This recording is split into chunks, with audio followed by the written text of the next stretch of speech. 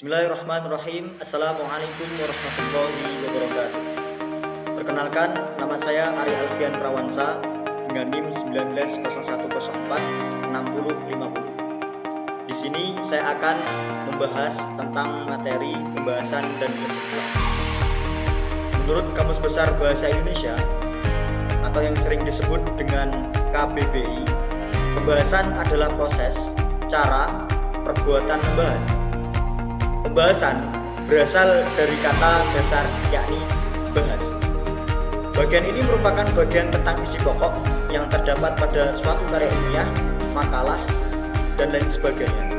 Nah, terkait dengan rumusan masalah atau tujuan penulisan yang ditentukan pada bab penulisan, data yang diperoleh melalui hasil pengamatan, wawancara, dan sebagainya itu dibahas dengan berbagai sudut pandang dan tak lupa juga diperkuat dengan teori-teori yang telah digunakan sebelumnya.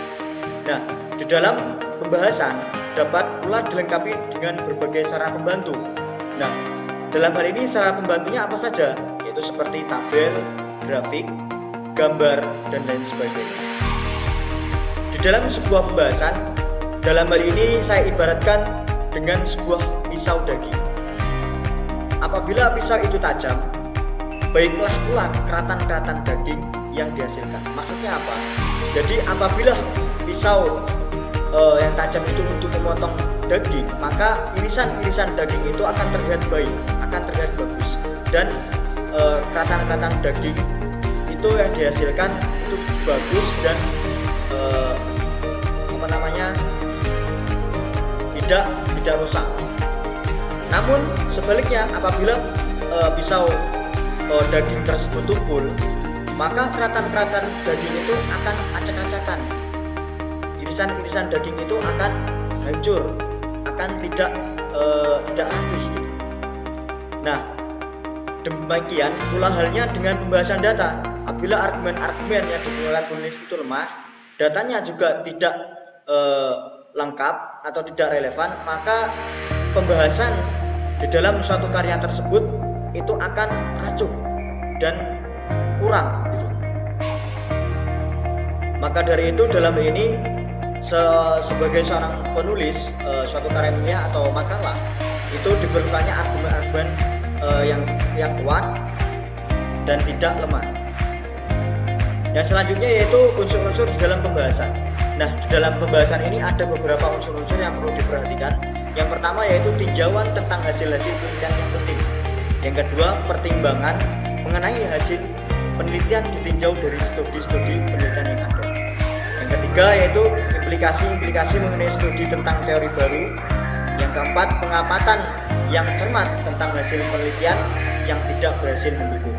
Dan yang kelima, keterbatasan penelitian yang memungkinkan mempengaruhi validitas. Yang keenam, saran-saran untuk penelitian lebih lanjut. Dan yang ketujuh, implikasi-implikasi penelitian bagi bidang profesional atau bidang terapan.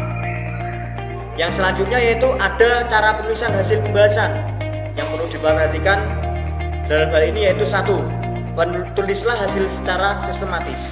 Jadi ketika kita menulis hasil pembahasan itu harus tulisan harus secara sistematis, secara tersusun. Jangan sampai nanti ketika kita menulis hasil pembahasan itu dari bab pertama langsung loncat ke bab 3, dari bab pertama langsung loncat ke daftar isi. Maka dari itu kita harus menyusun hasil pembahasan itu secara sistematis, logis, jelas, dan tanpa interpretasi. Serta bahasa yang digunakan yaitu bahasa yang dapat dipahami oleh pembaca tentunya. Yang selanjutnya yaitu hindari data yang tidak relevan. Jadi ketika kita menulis hasil pembahasan, kita harus menggunakan data yang benar-benar relevan.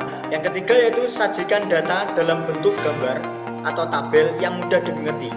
Nah, dalam hal ini sebelumnya sudah disinggung bahwasanya ketika kita membuat suatu pembahasan, maka perlu atau boleh disajikan sarana pembantu. Untuk apa? Tujuannya yaitu untuk mempermudah pembaca dalam mengartikan sebuah pembahasan yang dibahas dalam suatu karya ilmiah tersebut. Yang keempat yaitu bahas signifikansi. Yang kelima, bedakan antara fakta dan spekulasi.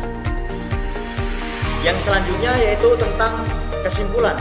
Kesimpulan merupakan pernyataan singkat, jelas, dan tersusun sistematis dari keseluruhan analisis penelitian terkait dengan pembahasan dan pengujian hipotesis dalam sebuah penelitian. Nah, pada bagian kesimpulan ini, peneliti berusaha memperhatikan benang merah antara keseluruhan bagian dalam penelitian, terutama antara masalah penelitian, hipotesis, dan teknik analisis data.